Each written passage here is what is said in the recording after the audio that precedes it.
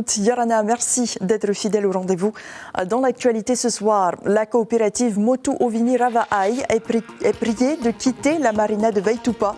Après un an de bataille judiciaire, la commune prend position pour un retour au calme.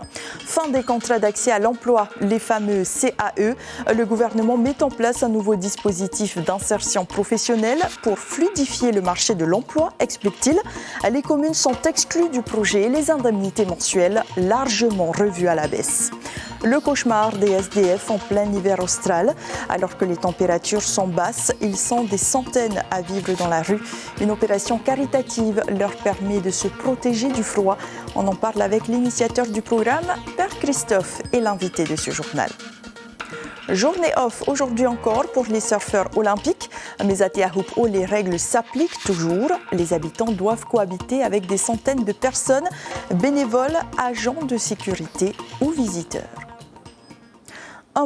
Il reste un mois à la coopérative Motu Ovini Ravaai pour quitter la marina de Veitupa. Oscar Temaru, le maire de FAA, résilie la convention pour apaiser la situation devenue conflictuelle depuis un an. Reste à savoir qui reprendra les rênes de cette organisation si essentielle pour les pêcheurs professionnels. Toureuru Guerrar, Jérôme. Désormais, seul contre tous, Albert Tapie est aujourd'hui mis en cause pour avoir bloqué l'accès de la marina de Veitupa à certains pêcheurs. Le 30 mai dernier, la mairie de FAA lui a envoyé un courrier qui le somme de quitter les lieux. Il a jusqu'à début septembre pour déménager. On peut payer l'accord de la mairie si la mairie dit. Parce que pourquoi la mairie a fait ça à cause des PRP. De dire, ah bon, ok, c'est pour ça. J'ai fait cette maison avec moi et ma famille, quoi. Mes enfants, mes beaux-fils, pour construire. Il n'y a aucun pêcheur qui me donne un coup de main. Et bien là, quand tout est fait, ils me foutent dehors. La commune résilie la convention du 3 octobre 2022 qui confiait à la coopérative Motu Ovini Ravaai la gestion du quai des pêcheurs de la marina Veitupa. C'est l'article 8 de la convention qui lui permet de rompre ce contrat. C'est la justice qui s'occupe de cette affaire maintenant. Il faut laisser la justice faire son cours. C'est une organisation très difficile, les pêcheurs. Il y a des bons payeurs, des mauvais payeurs, c'est surtout ça. Depuis plus d'un an, Alexandre, pêcheur professionnel de FAA, ne peut plus accéder librement à la marina de Veitupa, une interdiction motivée par l'ancien président de la coopérative. Le pêcheur ne trouve pas d'autre port d'attache pour son potimarara. En 45 ans de carrière, c'est la première fois qu'il se retrouve dans cette situation. Ça m'empêche de travailler de tous les jours. Normalement, je sors 4 jours dans la semaine. Aujourd'hui, ça fait 3 mois, il est en haut. Je pêche tantôt avec des amis, avec des cousins, sur le bateau. C'est peut-être la dernière fois qu'Alexandre aura à laisser son bateau au sec. Au début du mois de juillet, la justice a décidé que la coopérative Motu Ovini Ravaai devra être gérée par un administrateur provisoire. Et le marché de Pirée fermera définitivement ses portes le 18 août au lieu de ce dimanche. Une décision commune du maire et des marchands après une énième concertation ce vendredi matin. Comme annoncé, les commerçants s'installeront au Comsup d'Aur Eitinihau à partir du 19 août. En bref, un événement sismique a eu lieu hier soir à 22h01, très exactement au nord de Bora Bora, à 22 km de la perle du Pacifique précisément. Le tremblement de terre a bien été enregistré par le laboratoire de géophysique de Pamat-Ei. Il a duré à peine quelques secondes, mais a été ressenti par plusieurs habitants. Un séisme de magnitude 2,6 dû à l'activité tectonique et pas volcanique. Aucune réplique n'est à prévoir. L'épisode sismique a eu lieu beaucoup plus près de l'île que d'habitude, selon les enregistrements effectués depuis les années 60. Les futurs bénéficiaires des contrats d'accès à l'emploi rémunérés 50 000 francs pour 39 heures de travail au lieu de 80 000. C'est l'un des nouveaux dispositifs proposés par le gouvernement dans sa réforme. Une révision qui va à l'encontre de l'objectif souhaité selon les élus de l'opposition à l'Assemblée, d'autant que les communes ne peuvent plus les solliciter, elles qui sont les premières à recruter ces stagiaires. Caroline Fary, Mirko Vanfou. Auguste a obtenu un CAE en novembre 2023, une convention d'1 an renouvelable en tant qu'agent d'entretien pour le service de la jeunesse à la mairie d'Aroué. À terme, il espère obtenir un CDD. Après ce CAE, je vais essayer de rechercher encore, d'avoir un autre contrat encore au niveau du CAE. Bon, comme il n'y a plus de CAE, je verrai à la suite avec la mairie. Aouté est animatrice, également en CAE depuis novembre. Elle apprécie le dispositif. Ça m'a appris beaucoup de choses par rapport au travail que j'effectue ici. Et ça me permet aussi ça aide aussi ma famille aussi en même temps avec l'indemnité. J'aimerais bien avoir un poste ici parce que je m'y plais bien aussi, quoi. Sur 400 CAE signés par la municipalité, 11 ont obtenu un CDI. Si le taux d'insertion reste assez faible, le dispositif promet une formation et un revenu aux jeunes Polynésiens. Notre moyenne d'âge, elle est de 30 ans. À part ça, on essaie d'avoir des jeunes qui n'ont aucune expérience, qui viennent sortir du cursus scolaire et qui finalement veulent apprendre le monde professionnel et voir comment ça se passe. Donc ils nous sollicitent et on y prend. Aujourd'hui, les maires et les élus sont inquiets. Les nouvelles mesures prises par le gouvernement écartent les mairies et les entreprises du dispositif d'insertion professionnelle au profit des associations. Les communes sont vraiment une grande force pour accompagner le pays dans la mise en activité de ces personnes. Sinon, demain, on se retrouvera avec plus de SDF.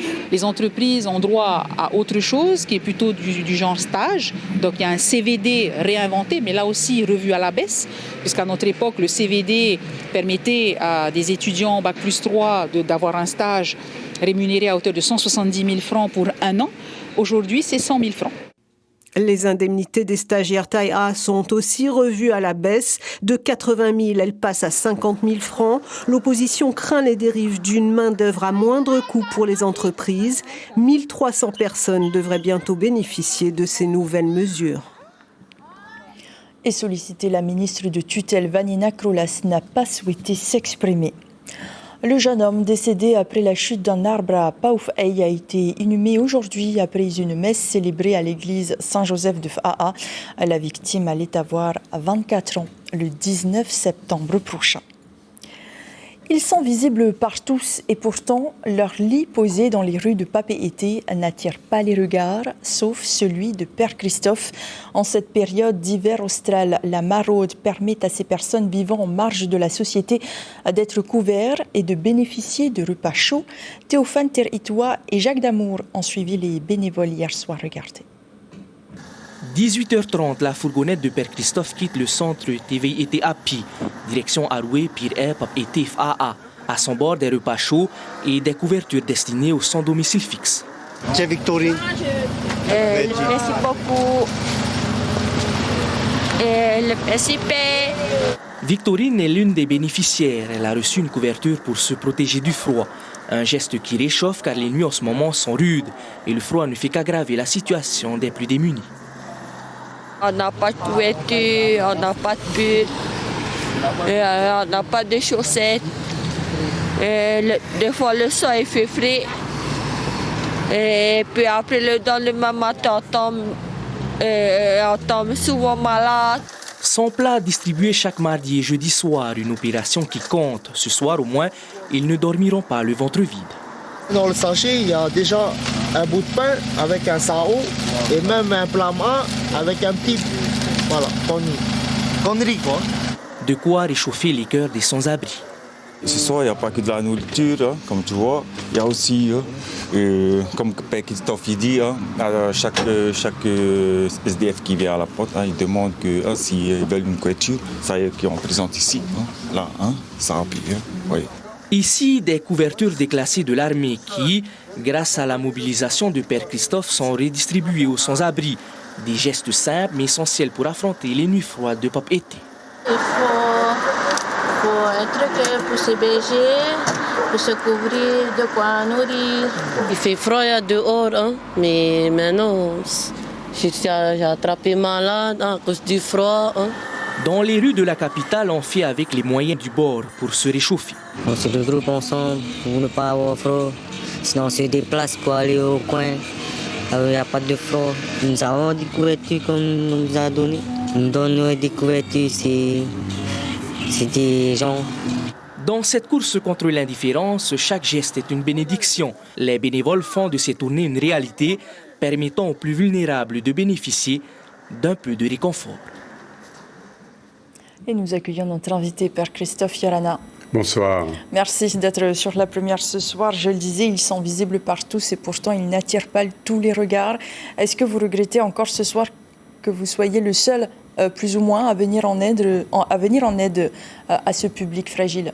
D'abord, on n'est pas les seuls. Il y a aussi l'association Tetoria qui est. Il y a aussi beaucoup de gens qui interviennent de façon personnelle. Et puis, dans le groupe, il y a quand même beaucoup de bénévoles qui participent, soit activement, soit financièrement.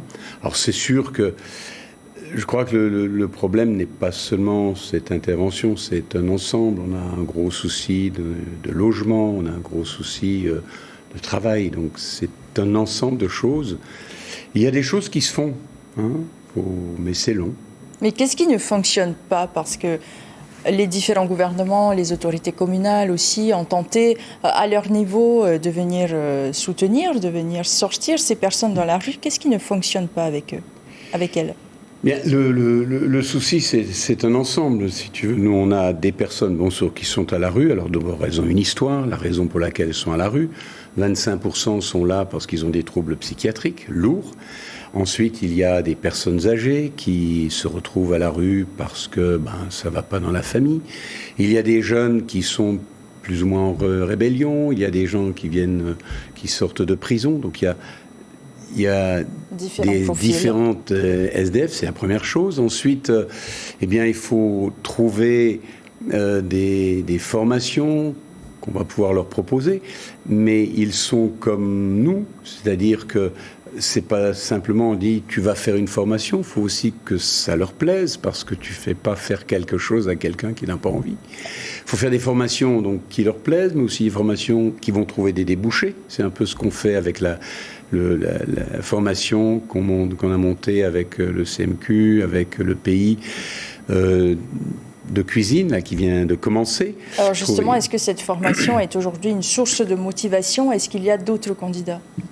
Alors des candidats, il y en a. Maintenant, il faut monter les formations. Bon, alors là, on a parlé tout à l'heure des CAE qui sont mis en stand-by. Donc on attend que la nouvelle loi soit mise en place.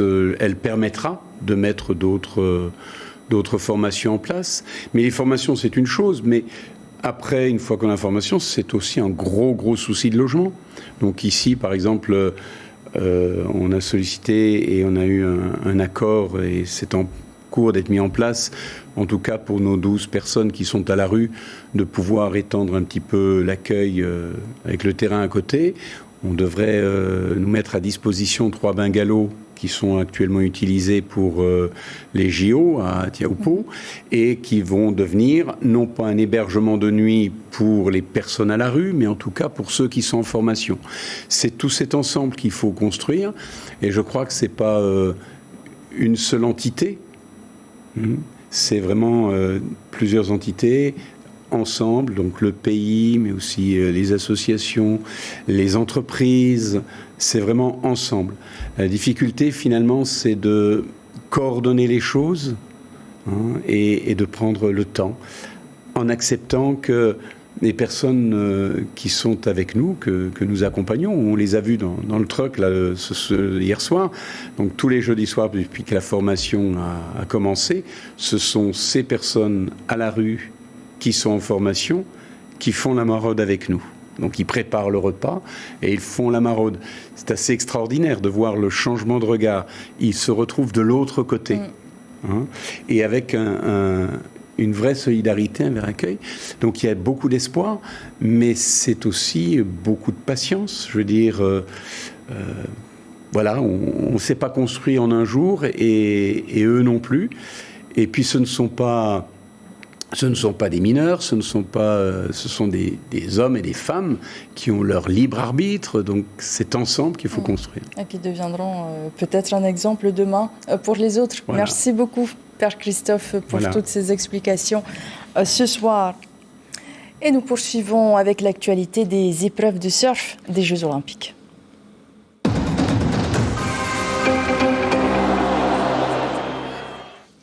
À Tiahupo, vous le savez, la compétition a été suspendue, la faute aux conditions météorologiques défavorables. Les demi-finales Et les finales devraient être lancées demain. Mais en attendant, les habitants se résignent, n'en sont mal à vivre quotidiennement au rythme des règles imposées et aux côtés d'inconnus. Mélissa Chong et Marcel Bonneau leur donnent la parole ce soir. C'est sur ce bout de caillou que Sidonie scrute l'horizon chaque matin. Pendant les Jeux Olympiques, son quotidien reste identique, mais sa vue sur la mer a quelque peu changé.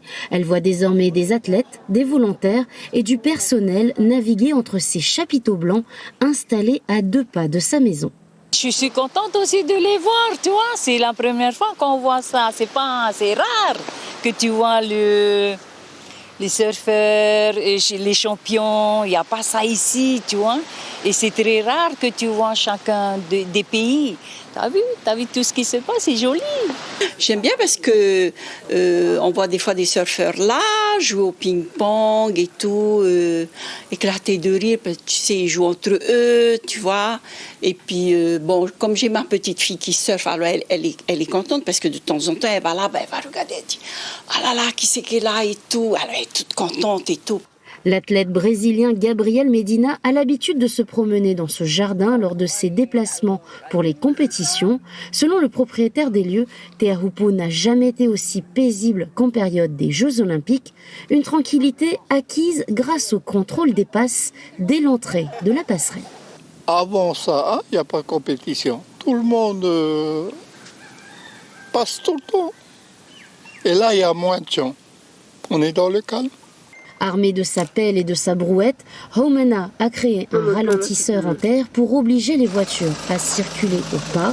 Le bruit, la poussière et le danger pour les plus jeunes le dérangent. Il faut dire que pendant l'événement mondial, plus d'une centaine de véhicules transitent chaque jour sous sa fenêtre. Vu qu'il y a des enfants aussi qui traînent dans le coin, qui jouent dans la cour, au bord de la route, tout ça.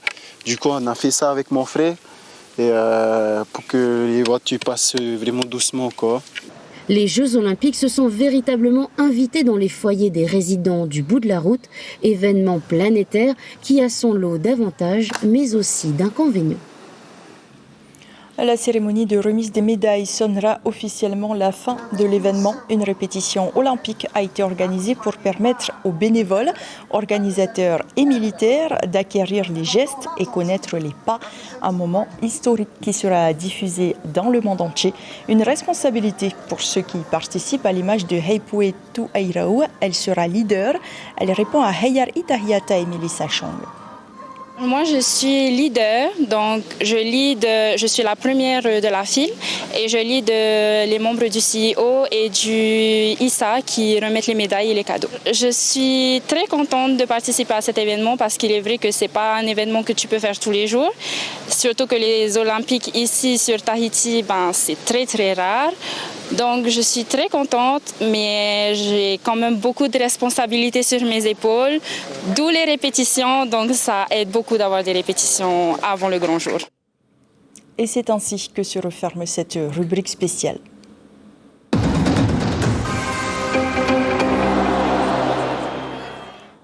En France, cette fois, Léon Marchand et Teddy Riner entrent dans la légende olympique. Le premier décroche un 4e titre en s'imposant en finale du 200 mètres 4 nages avec un chrono de 1 minute 54 secondes et 6 centièmes. Et malgré la fatigue accumulée, il a frôlé le record du monde et a devancé le Britannique Duncan Scott et le Chinois Wang Chun, tenant du titre. Teddy Riner, lui, réalise un exploit inédit en décrochant un 3e titre de champion olympique des poids lourds. Le judoka, 35 ans, a repris le fil doré de sa carrière olympique pour devenir le maître incontesté du judo. On l'écoute au micro de nos confrères de France Télévisions. Un rêve qui devient réalité. Et je souhaite vraiment à tous les Français avant tout de réaliser une journée parfaite comme ça, de vraiment saisir sa chance, d'avoir un public qui vous porte. Merci encore à ce public de feu. Et puis merci vraiment à tous ceux qui ont cru en moi, tous ceux qui m'ont porté pendant toute cette Olympiade, qui ont mis les moyens pour que je fasse une préparation magnifique. Et tous les amis, tous les messages que j'ai reçus, voilà, j'ai pas de mots, je suis content. Pour l'instant, la France est en seconde position dans le tableau des médailles, derrière la Chine et devant l'Australie grâce à ses 11 médailles d'or. Et l'information principale de ce journal, la coopérative Motu Ovini Ravaai est priée de quitter la marina de Veitupa dans un mois. Après un an de bataille judiciaire, la commune prend position pour un retour au calme. Reste à savoir qui reprendra les rênes de cette organisation si essentielle pour les pêcheurs professionnels. Dans vos écrans ce soir, un téléfilm Adieu vinyle avant les épreuves des Jeux Olympiques. Merci d'avoir été au rendez-vous. Comme chaque soir, on se quitte sur ces belles images capturées à Havre. À très belle nuit, bon week-end et à demain.